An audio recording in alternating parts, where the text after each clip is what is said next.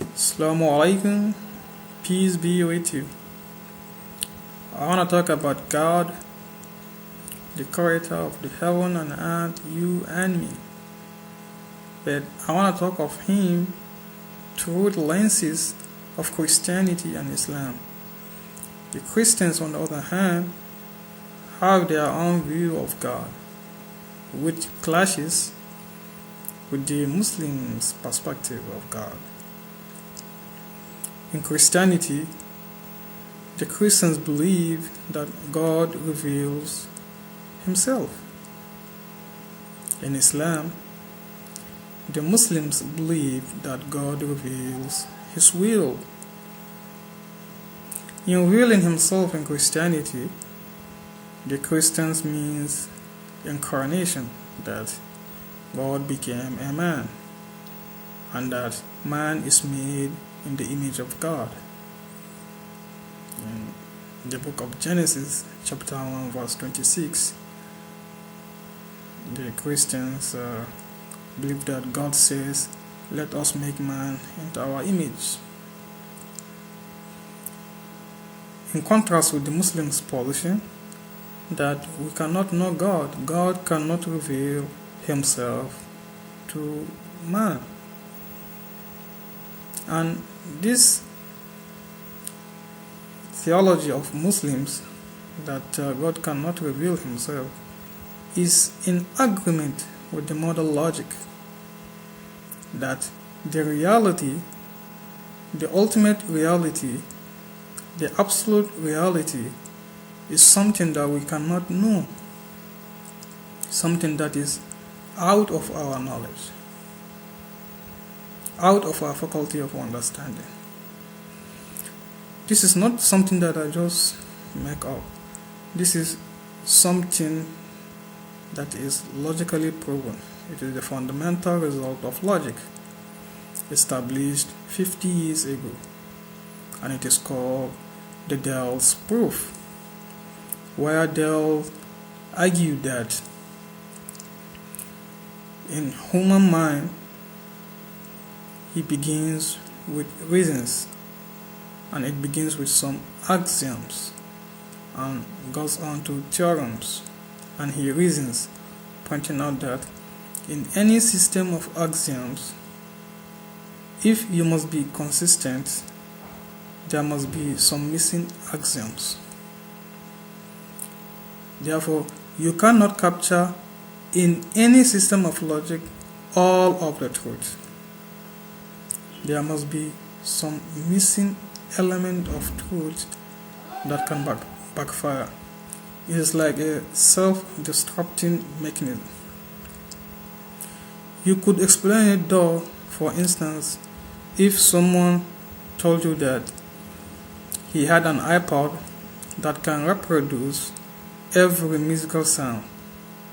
Well, if it can reproduce every musical sound, then it can reproduce the very musical sound which can cause vibration that can shake it into pieces. You see, you cannot capture all the truth in any system. So, for that reason, in Islam we say the ultimate truth, the reality, the absolute reality is Allah, that is God, wal-haq. He is the ultimate truth. And for that reason, He is outside of our faculty of knowledge. He is outside of our faculty of understanding. We cannot know Him. He cannot reveal Himself to us. The Christians, as to the incarnation, they believe that man is made in the image of God, and they believe that God came down to the earth, and they believe that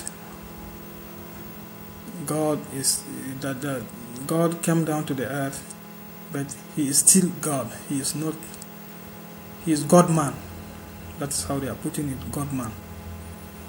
That is, and which of course is not possible, because that being cannot be man and God at the same time because of the nature of what man is and the nature of God. They are two different opposite items. You see, that being cannot be mortal and immortal at the same time. There must be faults in that analogy. As to whether God has a son, that is another theological difficulty that has been debated for 2,000 years ago in the Christendom. Because the Christians believe that God has an offspring, that he has a son, Jesus, and the Muslims reject that idea. The Muslims say God cannot have a son because God is spiritual. He doesn't have a father. Son is physical. Son has a father. God doesn't have any father. The nature of son means that a son must receive his life from God.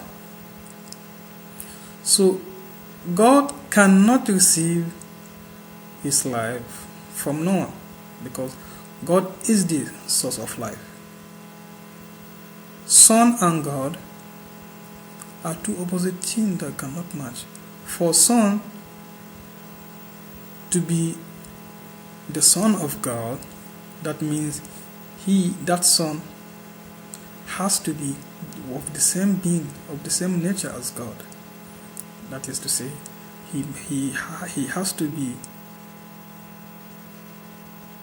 having no father because God has no father.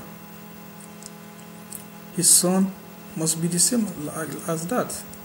So for that reason, we say God cannot have a son. There's a fault in that analogy. Christians, as to the incarnation again, let us talk about it. They call God as old. That is, in the book of Daniel, they call God as the Ancient of Days. In other verses, they call him as old, having white hair. Well, modern scientists today, if they are atheists, will still tell you that the universe began from somewhere, from some place that has no place, from nowhere, independent of time and space.